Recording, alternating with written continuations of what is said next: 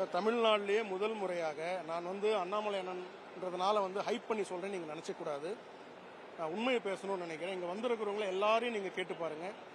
இதுக்கு முன்னாடி ஒரு சோஷியல் காஸ்க்காக இவ்வளோ பெரிய கேதரிங் தமிழ்நாட்டில் நடந்தது கிடையாது.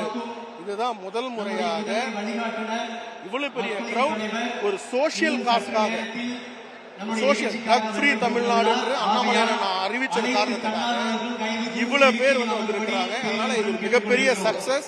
தொடக்கமே மிக அருமையாக இருக்கு. அதனால அடுத்தது திருச்செந்தூர்ல இருக்கு, அடுத்தது சென்னை, அது மாதிரி நிறைய இடத்துல இருக்கு. அதனால ஜென்ரலாக தமிழ்நாடுனாவே பொலிட்டிக்கலாக தான் இஷ்யூ எடுப்பாங்க. ஆனால் இன்னைக்கு சோஷியல் இஷ்யூ எடுத்து அண்ணாமலை அவர்கள் அவர்களுடைய பயணத்தை தொடங்கியிருக்கிறாரு. ரொம்ப சந்தோஷமா இருக்கு. ஒரு அமைப்பு, ஒரு இயக்கம் அரசியல் கட்சியா மாறணும் அப்படின்ட்டு நிர்வாகிகள் எதிர்பார்க்கிறாங்க.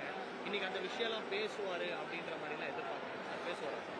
இப்ப இது நீங்க பாத்தீங்கன்னா இப்ப நாங்க பண்றது என்ன, இதுவும் அரசியலுக்கு சம்பந்தப்பட்டது தானே. அரசியல்னா நார்மலா நம்ம என்ன பண்ணிட்டோம்னா, அரசியல்னா சண்டை போடுறது, எப்போ பார்த்தாலும் குத்தம் சொல்றது, இதுதான் நினைக்கிறீங்க. கிடையாது. அரசியல்னா அவர் சொல்லிட்டே இருக்காங்க, போதையில்லா தமிழகம் உருவாக்குறது அரசியல் தானே. அதனால நாங்க எப்பொழுதுமே அரசியல்ல தான் இருக்கோம். இப்ப எழுதிருக்கக்கூடிய இஷ்யூ சோசியல் இஷ்யூ. ஒரு இண்டிவிஜுவல் டார்கெட் பண்ணல, தேவையில்லாத டைனஸ்டி பாலிடிக்ஸ் வேண்டாம், கரப்ஷன் வேண்டாம், ப்ரோக்ரெசிவா கொண்டு போகணும் நினைக்கிறோம்.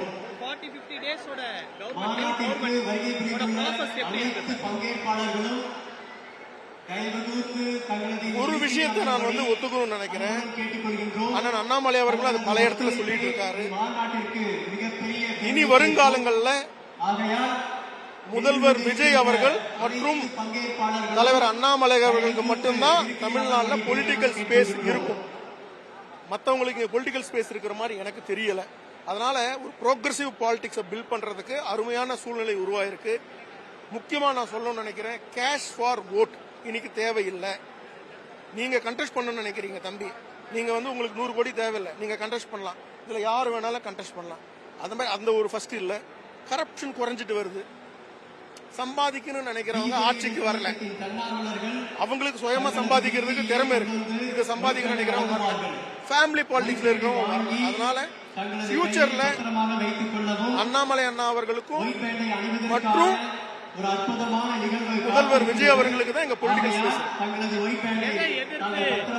கடந்த காலங்களில் தலைவராக இருக்கும் போது திமுகவை கடுமையாக விமர்சித்திருந்தாரு. இப்ப வருங்காலங்கள்ல எந்த கட்சியை விமர்சிப்பார்? அதிமுகவா?